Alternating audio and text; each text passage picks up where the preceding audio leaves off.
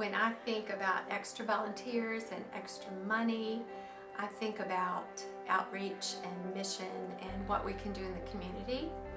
And for that amount of money or that amount of extra volunteers, there's so many things we could do.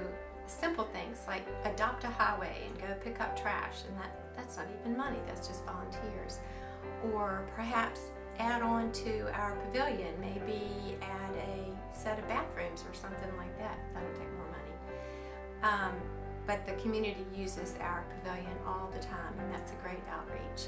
But mission is where I'd like to put our money and our volunteers. I love to think about what I can do with lots of extra money and volunteers. I would love to see our church do a big mission project for the community, such as maybe build a house for Habitat for Humanity.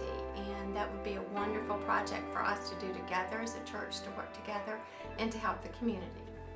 When I first started thinking about this question, I came up with a laundry list of places and people and projects and programs and missions, and it honestly got a little chaotic.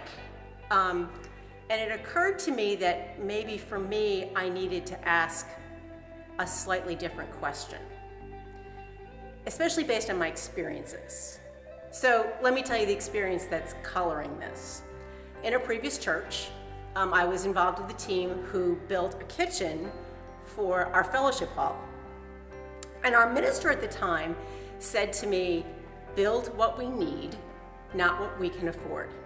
I thought he was nuts. Or at the very least, I thought it was impractical.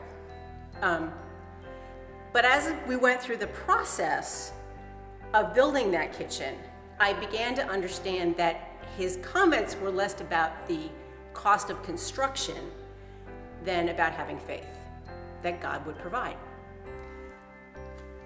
Fast forward several years, Katrina hits.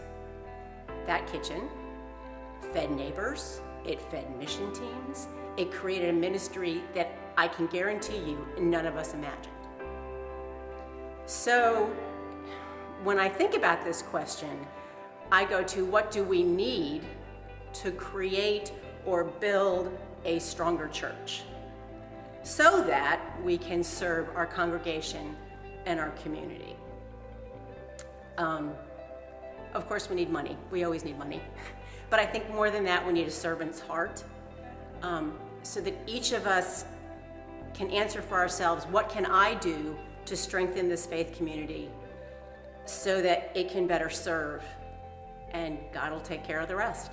And if we are doing the right things in the right way at the right time and seeking God's continued favor and guidance and support and direction, along with life-changing ministry, the effective use of our resources and the wise and responsible use of our resources and effective leadership, that amount of resources would be multiplied, that God would provide the direction, that we would take initiative in those 4 areas, continue to take initiative in those 4 areas, and God would provide the right direction for us.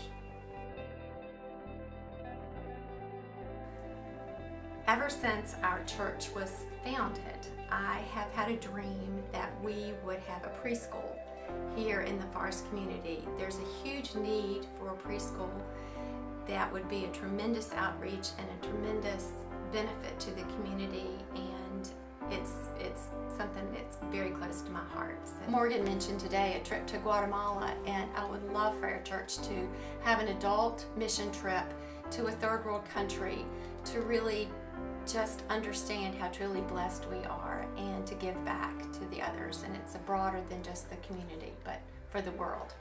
My dream is that our church be a joyful place, and that we can become, or I think we're already on the road to being, a place that the community feels like they can count on to host an event, a blood drive, a yard sale, whatever, and that they'll see us as a place where that's happening, sort of a bit of a home in the Forest community. that we would be found faithful, that if we are faithful to God and faithful to the mission of Christ's ministry and stewardship, as we've been talking about, that as we're faithful to God, God will be faithful to us.